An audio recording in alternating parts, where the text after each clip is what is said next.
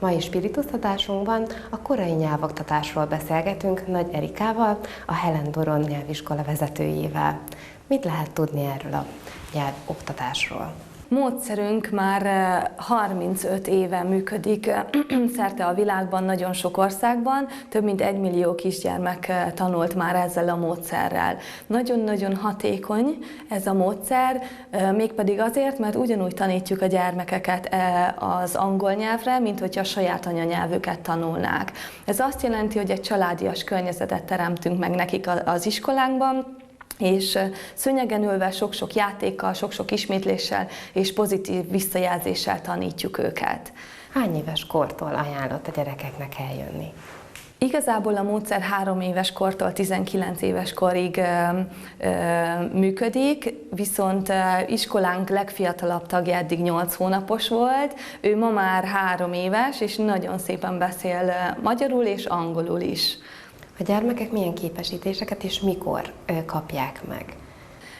A nyelvoktatásról azt kell tudni, hogy ugyebár ez egy folyamatos képzés, amint elkezdtük, onnastól kezdve életünk végéig lehet tanulni a különböző nyelveket, de foglalkozunk a szintfelméréssel is, mivel módszerünk játékos, ezért a szülők csak azt látják nálunk, hogy a gyerekek játszanak. De szeretnénk megmutatni nekik, hogy ez a játék egy értékké is válik a jövőben, úgyhogy elkezdtük a Cambridge-i nemzetközi nyelvvizsgákat, vagyis erre felkészíteni a gyerkőcöket, és iskolánkban minden évben szervezünk ilyen nyelvvizsgákat. 8 éves kortól lehet tenni ezt a gyermeknyelvvizsgát, és sok-sok sikeres nyelvvizsgadiplomát szereztek már gyermekeink. Látom, ott hátul több kis táska is látható, hogy mit tartalmaznak ezek a kis táskák, és mitől másabb mindegyik.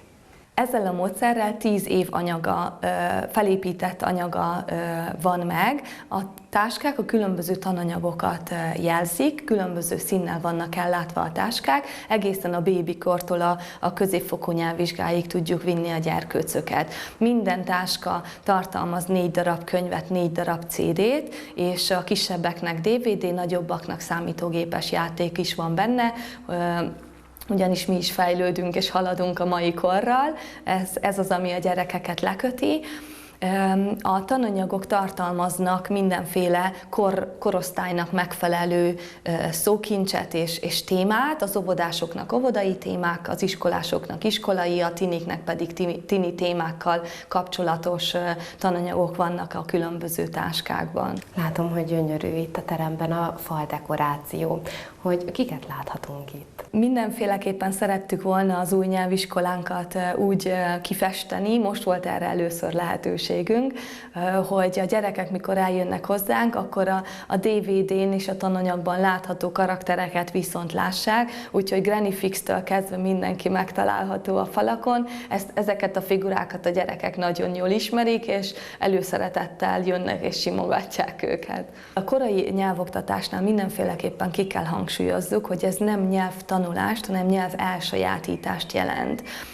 Azt használjuk ki, hogy amikor megszületnek a gyerkőcök, akkor ugye ők megszületnek azzal a képességgel, hogy az anyanyelvüket elsajátítják. És a kisgyermekkorban ez addig megmarad, amíg el nem érik az 5-6 éves kort. A gyermekek 6 éves korukra érik el agyuk kapacitásának 80%-át, ez mind-mind kifejlődik. Eddig lehet igazából gyermekkori nyelv elsajátításról beszélni, anyanyelvi elsajátítással ezt pótolhatjuk, vagyis tolthatjuk, hogyha különböző nyelvekkel ismertetjük meg a gyerkőcöket. A nyelv elsajátítás és a nyelvtanulás között az a különbség, hogy a nyelv elsajátítás az ösztönös.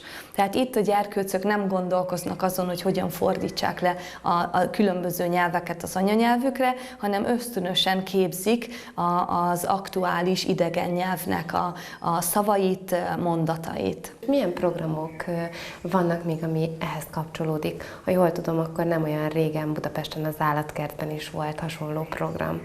Így van, mivel most idén 2015-ben ez a módszer a 30 éves, és Helen Doron, a névadója ennek a módszernek igazából 60 éves ebben az évben, ezért ő úgy gondolta, hogy ezt úgy szeretné megünnepelni, hogy a világ összes országa és az összes Helen Doronos gyerkőc részt vehessen ebben az ünneplésben. Így egy nemzetközi kampány mellé állt, és amit tanítottunk az elmúlt hetekben a Helen Doronos gyerkőcöknek a nyelviskolákban, az az, hogy hogyan mentsük meg, és miért is fontos az orángutánok megmentése.